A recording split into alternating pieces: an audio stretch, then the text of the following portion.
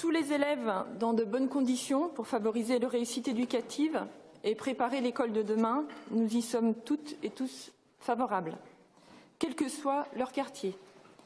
La ville a ainsi prévu un investissement de plus de 200 millions d'euros pour permettre la création de 6 nouvelles écoles et l'extension ou restructuration de 21 écoles. C'est considérable, on l'a vu tout à l'heure au compte administratif. Pour autant, nous avons demandé un vote dissocié pour cette délibération. Et vous nous l'avez accordé, mais je ne l'ai pas entendu ce matin. Est-ce que vous me le confirmez pour que je puisse continuer mon propos ? La manière de concerter avec l'ensemble des acteurs des 3 écoles du quartier de Malakoff et la crainte de voir disparaître la seule école Freinet de l'agglomération ont guidé notre demande de dissociation de vote. Je tiens tout d'abord à souligner, comme Myriam Naël l'a énoncé dans sa présentation, les avancées de ce dossier sur les 15 derniers jours, grâce à l'alerte collective des enseignants et des parents d'élèves que je salue à mon tour, et je salue également les élèves ou anciens élèves que je vois de l'autre côté. Sur la concertation, tout d'abord, réaménager in extremis pour associer les parents, les enfants et les réseaux militants freinais, parce que la pédagogie freinée à l'échelle d'une école demande une attention particulière sur l'architecture scolaire, sur l'affichage de notre attachement, de notre collectivité à la pédagogie freinée dans cette délibération, vous l'avez rappelé, Madame le maire, vécu, il est vrai, comme un vrai soutien par les acteurs du secteur. Et enfin, le courrier que vous avez envoyé hier à l'Éducation nationale, qui laisse espérer une démarche volontaire de notre collectivité pour réussir à au moins faire perdurer l'existence de cette pédagogie dans notre agglomération. En 15 jours, nous avons avancé sur ces questions plus que les 15 derniers mois. Dans la tension, dans l'inquiétude, dans la colère parfois, dans la précipitation. Alors voilà bientôt 20 ans que le grand projet de ville se développe sur Malakoff-Prégauché. Je connais l'impact du dédoublement des classes, CP, CE1 en REP et REP+, mais sincèrement, rétrospectivement, ça vient nous interroger. Avons-nous suffisamment anticipé les effectifs scolaires sur ce quartier où nous savons que de nouvelles familles arriveraient chaque année depuis très longtemps? Et nos écoles, nos enfants, les enseignants et les parents méritent mieux que cela. À l'échelle du quartier, c'est une concertation avec les 3 écoles que nous aurions aimé voir dès l'annonce du schéma directeur des écoles début 2018. Car toutes les familles et enseignants doivent s'y retrouver dans cette histoire. Associer le plus en amont possible en pensant à tous les acteurs concernés, cela vaut pour les projets d'école et sur bien d'autres dossiers. Être associé est une aspiration forte et légitime des habitants et des habitantes et des acteurs du territoire. Nos pratiques municipales doivent continuer à se transformer et aller encore plus loin.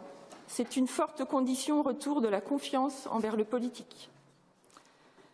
J'aimerais me saisir de cette délibération pour affirmer également notre attachement à la liberté pédagogique pour tous les enseignants. Cette liberté, cette diversité que le gouvernement actuel veut parfois standardiser, voire normaliser, en imposant par exemple aux enseignants une méthode de lecture à suivre jour après jour, voire heure après heure. C'est le fameux guide orange pour enseigner la lecture et l'écriture en CP qui s'impose aux enseignants de REP et REP+.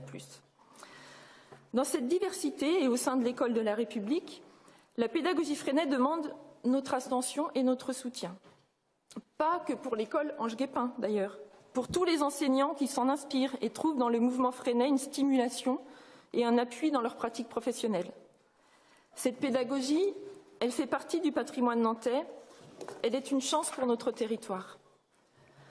En construisant les apprentissages à partir du quotidien des enfants, la pédagogie Freinet permet aux plus éloignés de l'école, quels qu'ils soient, de trouver leur place.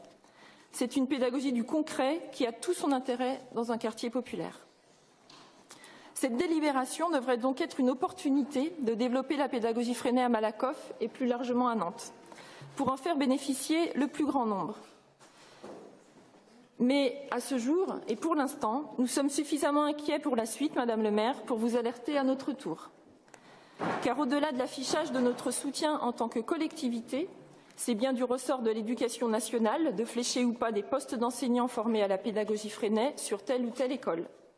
Rien aujourd'hui ne l'y engage. Nous sommes dans un système complexe et fragile à l'échelle du quartier. Et avec cette délibération, avec cette précipitation devant un choix que nous trouvons hasardeux. Alors, la mobilisation de tous va être nécessaire pour concrétiser les intentions que vous avez ébauchées ces derniers jours, et nous ne donnerons pas notre caution sans acte tangible. Pour que ce projet soit une réelle opportunité pour les 3 écoles de Malakoff, nous devons conforter les espaces de dialogue et de faire ensemble qui existent entre ces 3 écoles, en nous appuyant sur les acteurs du quartier, le réseau des enseignants, le collectif de parents, et en abordant ensemble l'épineuse question de la mixité scolaire et de la carte scolaire. Je sais que c'est au programme. Pour que ce soit une opportunité pour développer la pédagogie freinée à Nantes, mobilisons-nous à la suite du courrier que vous avez envoyé pour obtenir un accord avec l'Éducation nationale et restons mobilisés sur la durée pour envisager cette question à l'échelle de notre territoire. Pour que le renouvellement des pratiques de dialogue avec les parents, les enseignants et les enfants que vous envisagez suite à la mobilisation de ces derniers jours se traduisent par un vrai sentiment d'avoir été écoutés, associés et puissent servir pour les futurs projets au sein de chaque école. De manière plus générale, à l'échelle de nos 114 écoles et sur les projets du quotidien. Comment la ville se met encore plus en capacité d'entendre les particularités de chaque école et de soutenir les initiatives venant de la communauté éducative. À ce jour, nous avons en mémoire des expériences malheureuses et aucune garantie tangible de transformer ces risques en opportunités. C'est pourquoi nous vous demandons de diviser donc cette délibération et nous souhaitons nous abstenir sur l'agrandissement de l'école Ange Guépin.